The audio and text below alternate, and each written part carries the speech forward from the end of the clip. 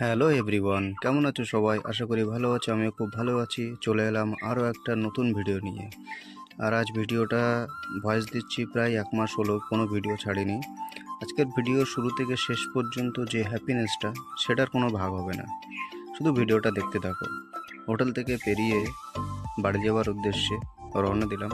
রাস্তায় আছি, কথা বলতে বলতে চলে এলাম এয়ারপোর্টে। এয়ারপোর্টের মধ্যে ঢুকে গাড়ি থেকে নেমে আমাদের লাগেজ বার করে এয়ারপোর্টের মধ্যে চলে এলাম। গাড়িটাকে টাটা করে দিলাম।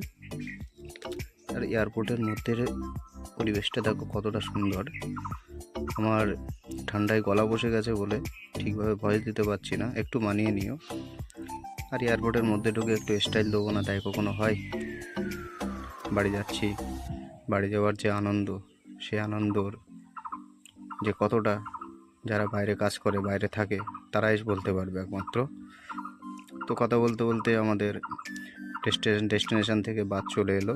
সেখান থেকে বাসে করে উঠে আমাদের যে ফ্লাইট, সেই প্লেনের সামনে চলে এসেছি। প্লেনের সামনে এসে কিছু সেলফি নিলাম, একটু ভিডিও করলাম। প্লেনে উঠবো, সেই ছোটোবেলা থেকে নিচে দাঁড়িয়ে প্লেন দেখতাম, আকাশ দিয়ে যেত। কোনোদিনও ভাবিনি যে এইভাবে প্লেনের সাথে দেখা হবে বা প্লেন দেখবো সামনে থেকে।